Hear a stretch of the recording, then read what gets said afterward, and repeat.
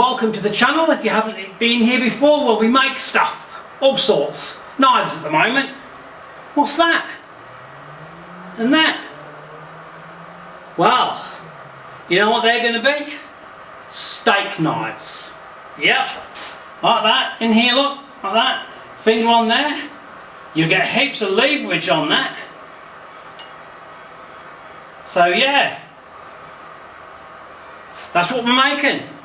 2 steak knives, unique steak knives, awesome steak knives. Don't know about the serrations yet. I don't know if I need them. If it's really sharp, I don't think we will. But what a nifty design. Whoa, I like it. Almost like a really big paring knife, but steak. Nice piece of fillet, eh? Let's get to it. There you go, there's our template.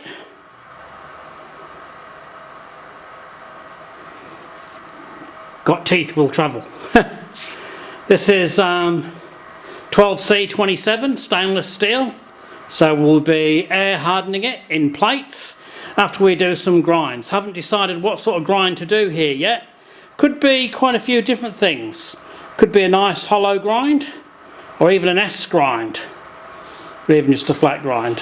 I don't know, we'll see when we get there and we'll decide. It's got to be sharp and you can have all your leverage like that. Should be pretty good.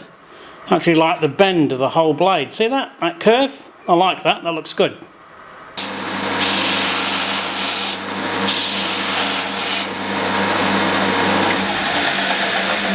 Okay, here we go. What I'm doing is giving it a circular profile down like this.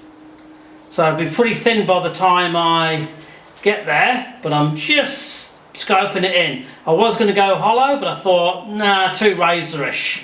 And I do want to put some serrations in there, which I'm going to do with a file. So I've thinned that down probably enough now. And maybe time to get a little bit of filing done so we can, yeah, nifty. So yeah, with a little file, just get it right next to the other one. 1, 2, 3, 4, 5. 6 actually, 6, yep. Next one. 1, 2, 3, 4, 5, 6. Yep. 1, 2, 3, 4, 5, 6. See if we can get a better picture of that for you. Just as each one is just slightly smidgy different, but we'll get there. There you go. There's a little bit better view. That's fairly neat, hey?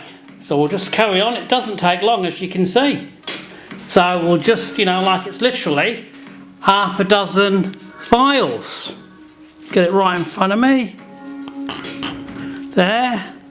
1, 2, 3, 4, 6. There we go. Awesome. Let's keep going. Got on 2 of them because I'm making 2. Whoa. Okay, here we go. I've just heated it up till orange hot. Put my maker's mark in there and just allowed it to normalise and cool. So the stainless has gone quite a nice flat grey type colour. So yeah, all our little serrations there.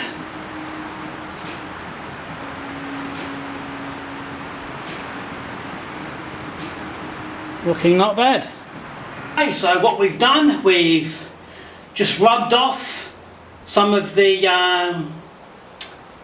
colouring that's come to the surface. I'm not quite sure what it's called when you've just normalised the steel and it's got that layer on it. Well, I've rubbed that off, but just left some there. Got 2 bits of stabilised burl onto here, like that, and boom boom, drill through, and we've got both of our handles.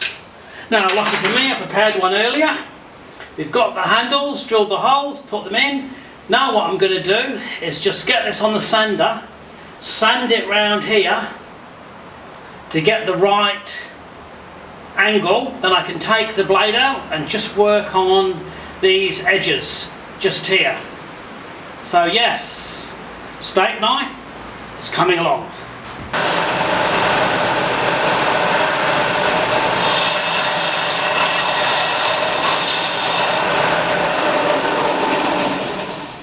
This is really coarse paper, probably 50 or 60 grit, but we're getting the shape down roughly. Now we're going to move to some smoother grit paper. Yeah. Okay, so we've got both of our bad boys here, as we can see, nice. And I did say that we were going to air cool these, but I've changed my mind because with 12C27 stainless steel, as far as I'm aware, that is the only stainless steel that you don't need an oven or a kiln for, that you can use your forge. And the reason for that is that you've just got to bring this to 810 degrees, just hold it there for a smidge and then dunk in oil and you're good. And what that dunking in oil will do is give us more of this black coating, which is what I want. Air cool that and it'll be nice and clean and have nice blues, yellows, subtle green hues, whereas this will just be black because it's in the oil. So we're going to put these in the forge and blacken them up. Yeehaw! Here's the blade straight out the quenching oil, and it's got a lovely black texture, which I'll be rubbing off and have some shiny and some black. And I've just working on the handle. Here we go, together.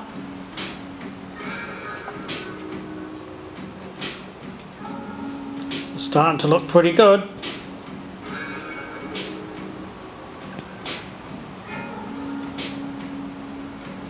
Yeah, I think I'm going to like the way this looks. Well, here we go. I've wet and dried up to 3000, some of the black away and left, as you can see, some of the black there. So this is our general, whoops, we can hold it properly. This is our general profile. Looking pretty good.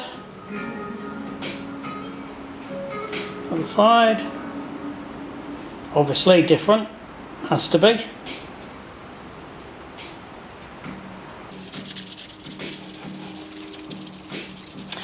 Well, here we go, and what am I doing, you wonder? Well, now as you can see, all of a sudden we have stainless steel. Check that out. Now, why is that like that now? Well, that's easy, because I took this to the lady of the manor with the black on, and the lady of the manor said, "You can't leave it like that, it's black, it looks dirty. I'm not going to cut steak with a dirty knife. It needs to be shiny." Hence, shiny. But I must admit, it is looking pretty good. Nice sharp teeth. Here we go. Steak knife with a difference.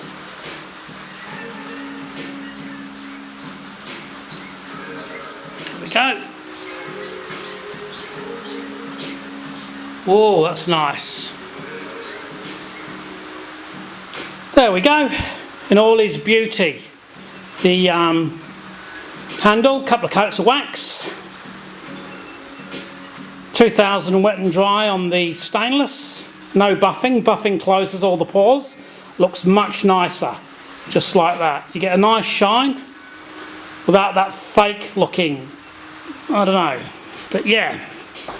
Steak knife, big lovely curve, nice big sharp teeth, carbon fibre holes. Gee, I really like that, but you know what? There's got to be a test, hasn't there? We've got to test the steak knife with some steak. So, you want steak? Look. Shit.